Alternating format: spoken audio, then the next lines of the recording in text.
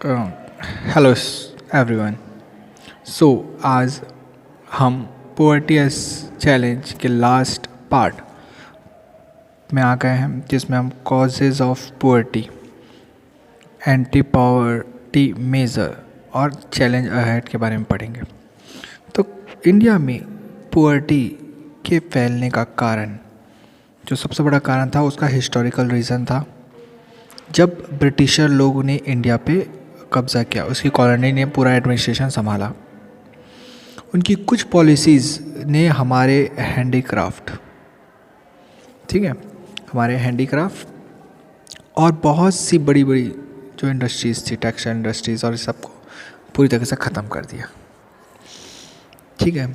इसके अलावा 19th century तक आते तक जो ग्रोथ रेट है वो बहुत गिर चुका था।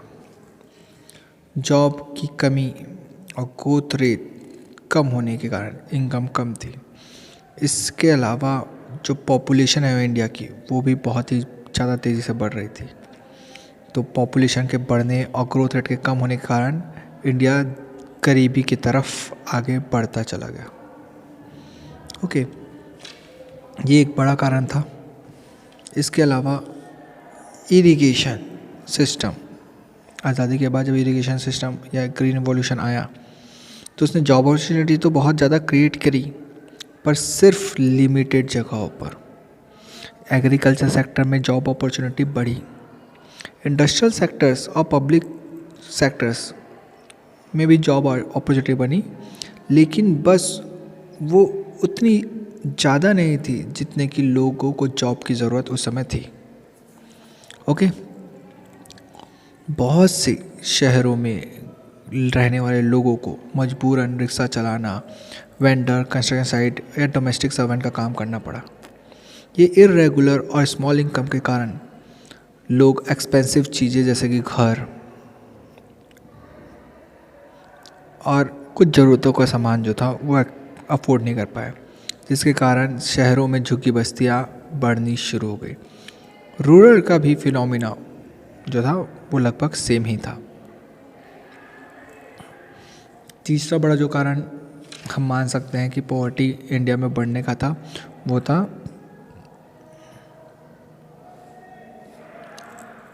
Inequality of income. इंडिया में रिसोर्सेस और जैसे कि लैंड है और भी जो रिसोर्स है उसकी अनइक्वलिटी है। इस इनइक्वलिटी को के कारण मीनिंगफुल मैनर्स में इसको टैकल नहीं किया गया। कुछ इम्पॉर्टेंट मेजर पॉलिसीज़ रूरल जो लैंड रिफॉर्मेशन प्रोग्राम को उठाया गया ताकि इक्वलिटी लाई जा सके, लेकिन वो उतने इफेक्टिव नहीं थे जितने कि होने चाहिए थे। प्रॉपर इम्प्लीमेशन जो पॉलिसीज़ का नहीं हुआ, जिसके कारण गरीबी इंडिया में बढ़ती रही। और लास्ट है सोशल कल्चर, जो इकोनॉमिक फैक्टर्स हैं। ब्रिटिशर और फॉरेन इन्वेडर्स के आने के कारण हमारा इंडियन जो कल्चर था, जो वो पूरी तरह से बर्बाद हो चुका था। फॉरेन कल्चर्स और ब्रिटिश इन्फ्लुएंस के कारण हम अपने रूट से, हमारे कल्चर से बहुत ज़्यादा दूर चले गए। उसमें बहुत सी कुरीतियाँ शामिल हो गई इन फॉरेन इन्वेडर्स के कारण। जो स्मॉल फार्मर्स थे वो ज़मीन को गिरवी रख के फर्टिलाइज़र, पेस्टिसाइड और सबका इंतज़ाम करते और जिसके कारण वो ज़मीन खो देते। उनके पास कोई सेविंग नहीं थी। ठीक है। पॉवर्टी का एक मुख्य कारण जो है वो सोशल कल्चर फैक्टर, कुछ जो कास्ट सिस्टम लागू कर दिया गया था फॉरेनर्स के द्वारा, या हमारे दिमाग में भर दिया गया था कि कास्ट सिस्टम्स को किस तरीके से यूज़ करना है, और वो हमारे देश को बर्बाद करता चला गया। आइए अब हम जान लेते हैं एंटी पॉवर्टी मेजर्स जो इंडिया में उठाएगा। वैसे इंडिया में एंटी पॉवर्टी जो मेज़र है वो आज़ादी के बाद से उठा लिए गए थे, लेकिन उसको पहुंचने तक, लोगों तक पहुंचने में कुछ समय लगा। दो तरीके से गवर्नमेंट ने एंटी पॉवर्टी मेजर उठाया गया था। पहले प्रमोशन ऑफ इकोनॉमिक ग्रोथ, फिर टारगेट एंटी नेशनल प्रोग्राम। तो आइए पहले हम प्रमोशन ऑफ इकोनॉमिक ग्रोथ को देख लेते हैं। 1950 में इंडिया में 45% लोग पुअर्टी से घिरे हुए थे, ठीक है। 80s तक आते आते जो 45% की पुअर्टी थी वो बनी रही, पर जैसे 17th सेंचुरी आई और 80s में जो इकोनॉमिक्स ग्रोथ आया इंडिया में 3.5 और 6% का, इसमें देखा गया कि जैसे जैसे इकोनॉमिक ग्रोथ आया है वैसे वैसे गरीबी दूर होती गई है। तो ये माना गया कि इकोनॉमिक ग्रोथ एक अच्छी अपॉर्चुनिटी है इंडिया से गरीबी कम करने का। और इस इकोनॉमिक ग्रोथ को लाने का कारण था ह्यूमन डेवलपमेंट, लोगों को इंकरेज करना कि वे अपने बच्चों को, बेटियों को भी स्कूल भेजें, जिसके रिटर्न्स में इकोनॉमिक इन्वेस्टमेंट एजुकेशन में किया गया। जो पुअर्स लोग थे, गरीब लोग थे, वे डायरेक्ट इस एडवांटेज का फ़ायदा नहीं उठा पा रहे थे, क्योंकि वो इस चीज़ों को नहीं समझ पा रहे थे कि एजुकेशन से किस तरीके से इंडिया या उनकी गरीबी दूर हो सकती है। इस कारण इन डायरेक्ट बेयरिंग पुअर्टीज़ जो लार्ज नंबर में लोगों में भरी हुई थी, उसको कम करने के लिए कुछ इम्पॉर्टेंट एंटी पॉवर्टी प्रोग्राम्स लाए गए, ठीक है। कुछ एंटी जो कि डायरेक्टली और इनडायरेक्टली दोनों तरीके से लोगों को गरीबी से बाहर आने में मदद कर रहे थे। पहला है Mahatma Gandhi National Rural employment Guarantee Act, जिसे मनरेगा कहा जाता है। इसमें 100 दिन की एम्प्लॉयमेंट की बात कही गई कि लोगों को 100 दिन का एम्प्लॉयमेंट दिया जाएगा, ठीक है, खासकर रूरल और अर्बन एरिया में रहने वाले ऐसे लोगों को। ये गरीबी, ये जो सस्टेनेबल डेवलपमेंट को एड्रेस करने के लिए, जैसे कि ड्रॉथ, डिफॉरेस्टेशन, सॉइल इरोजन को रोकने के लिए ये प्रोग्राम लाया गया था। इसमें 1/3 जो जॉब था वो वुमेन्स के लिए रिजर्व था। इस स्कीम के तहत एम्प्लॉयमेंट में 220 करोड़ पर person per day government invest करने लगे, जिसमें 4.78 करोड़ हाउस होल्ड का फ़ायदा भी हुआ। SC, ST, वीमेंस जो है इस स्कीम में स्कीम में हिस्सा लेने लगे और बढ़ने लगे। 23%, 17% और 53% उनको उनका कंट्रीब्यूशन इसमें रहा, ठीक है। इसके अलावा जो कि धीरे धीरे बढ़ते 65% तक भी पहुंच गया। अगर 2006 और 7 की बात करें, जहाँ पे मजदूरी एक दिन की 132 रुपये दिया करती थी गवर्नमेंट, वो अब बढ़ करके 65 रुपीज़ जो 2006 और 7 में मजदूरी थी वो बढ़ करके 132 रुपये 132 हो गई है। अलग अलग स्टेट, अलग अलग यूनियन टेरिटरी के हिसाब से मजदूरी अलग अलग है। जैसे 281 जो है वो हरियाणा में रहने वाले मजदूरों को मिलता है, और सबसे कम में अगर हम देखा जाए तो बिहार और झारखंड में काम करने वाले लोगों को 168 रुपीज़ पर डे मिलता है। इसके अलावा एक नया योजना प्रधानमंत्री रोजगार योजना को लाया गया 1993 में।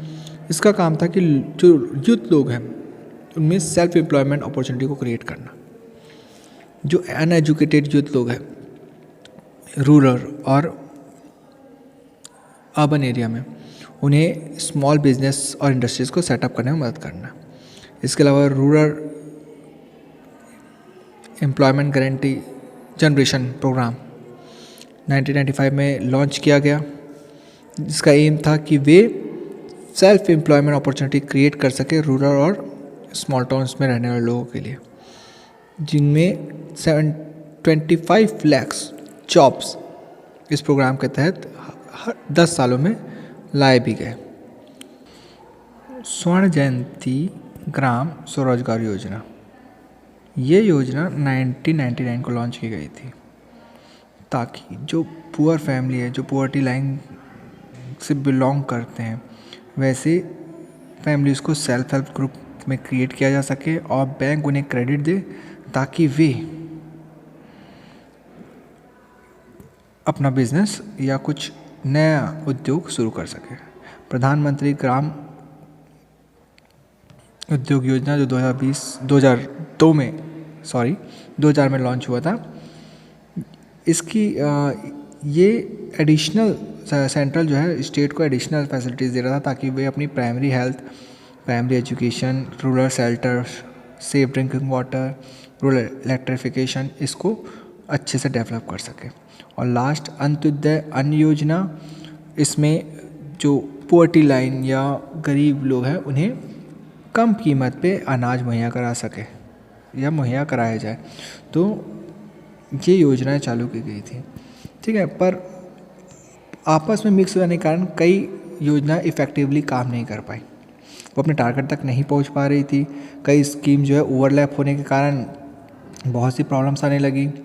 कई जो स्कीम्स थी वो गरीब तक पहुंच ही नहीं पाई थी, वो सहूलियत ही नहीं पहुंच पाई थी। तो प्रॉपर मॉनिटरेशन और प्रॉपर एलिवेशन ऑफ प्रोग्राम बहुत ज़्यादा ज़रूरी है। आइए अब हम चैलेंज अहेड जो लास्ट टॉपिक है उसे डिस्कस कर लेते हैं। तो इंडिया में पुअर्टीज़ कम हुई हैं, पर उस हिसाब से नहीं कम हुई है जिस हिसाब से कम होनी चाहिए थे।